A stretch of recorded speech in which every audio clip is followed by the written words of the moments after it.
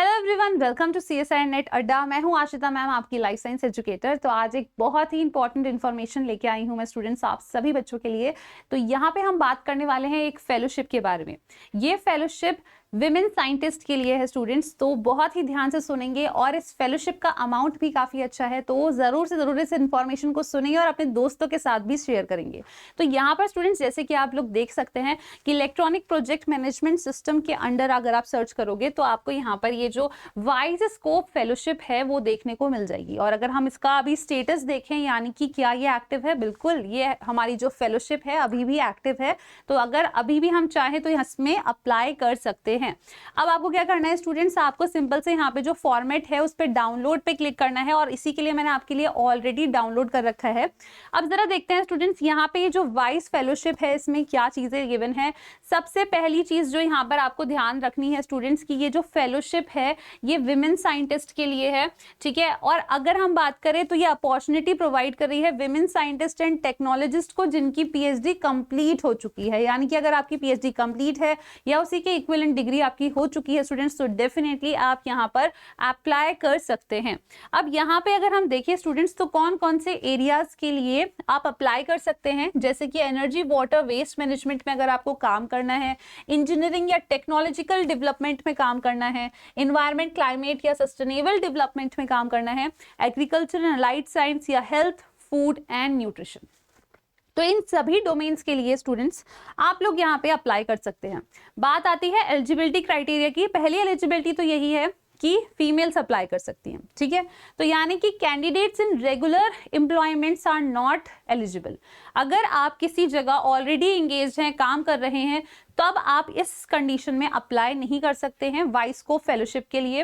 और अगर कोई भी फीमेल साइंटिस्ट जो है वो टेम्पररी एम्प्लॉयड है किसी भी रिसर्च वर्क या एकेडमिक्स में, तो इस कंडीशन में पहले उसको वो काम छोड़ना पड़ेगा, उसके बाद ही वो यहाँ पर अप्लाई कर सकती है, क्योंकि तभी वो इसी एलिजिबिलिटी क्राइटेरिया में आएंगी।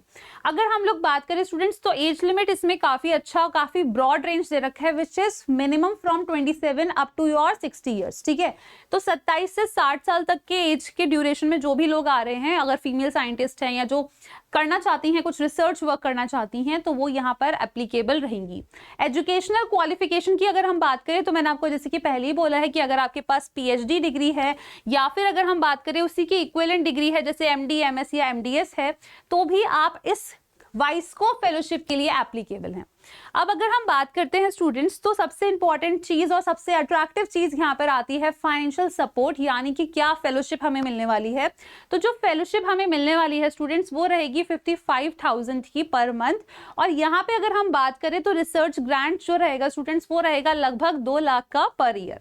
इसी के साथ साथ अगर हम लोग देखें स्टूडेंट्स, तो अगर आपका कुछ फील्ड रिलेटेड वर्क रहता है, यानी कि फील्ड डेमोन्स्ट्रेशन रहता है, तो यहाँ पर आपको इसमें एडिशनल एक और पर्क मिल जाएगा, which is of 1 lakh per year का आपके पास, या फिर for the project tenure 1 lakh for the project tenure amount आपको मिल जाता है।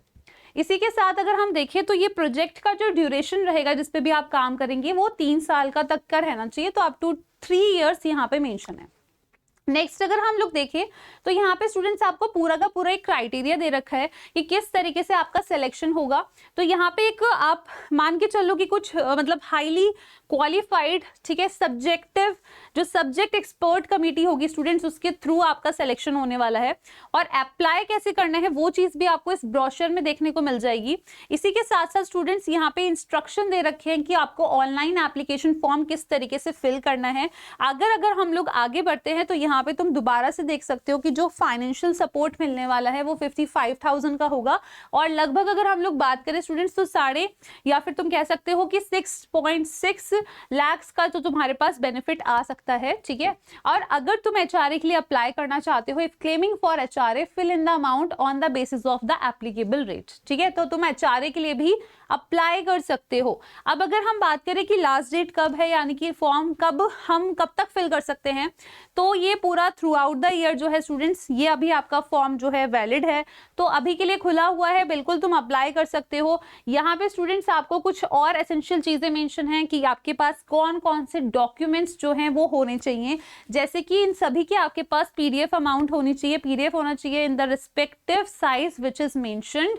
और साथ ही में स्टूडेंट्स ध्यान रखना है कि जो पेमेंट मोड रहता है स्टूडेंट्स, उसका आपको थोड़ा ध्यान रखना है जब आप फेलोशिप के लिए अप्लाई करते हैं, अगर रहता है तो, ठीक है।